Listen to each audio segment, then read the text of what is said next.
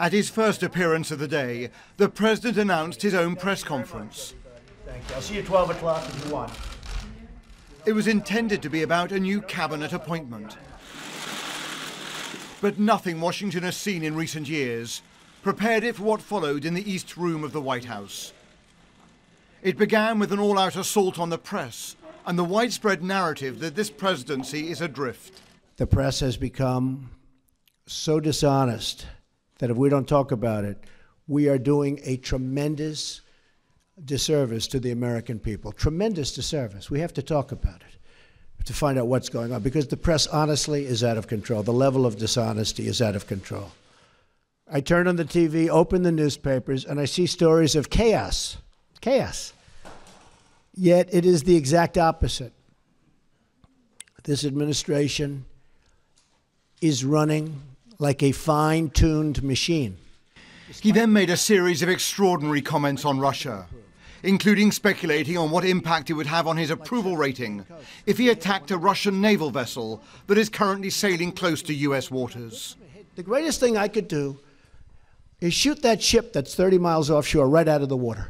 Everyone in this country is going to say, oh, it's so great. That's not great. That's not great. I would love to be able to get along with Russia.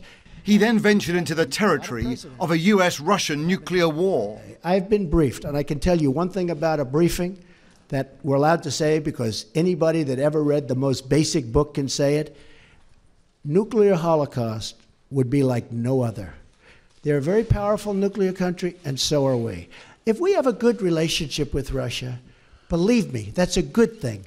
And no doubt to the concern of allies, Trump continued to extol the virtue of being unpredictable. Military, and I don't talk about certain other things. You're going to be surprised to hear that. And by the way, my whole campaign, I'd say that. Right. So I don't have to tell you.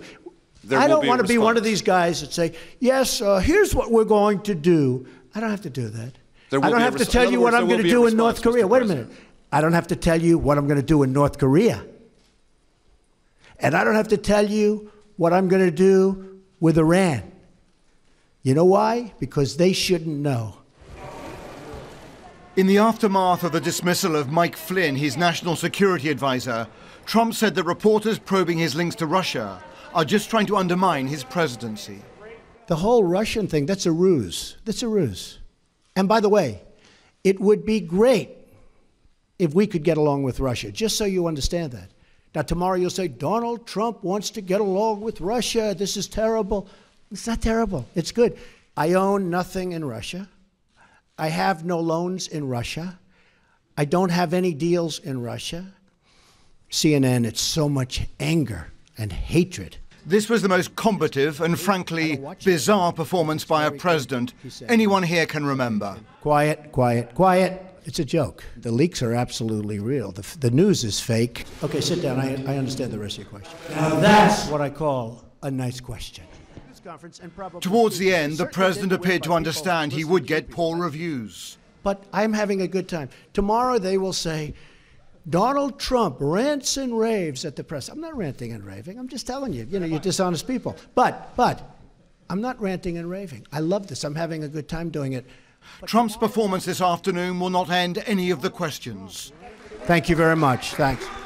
But only raise more about whether he has the character and the temperament to stabilize his presidency.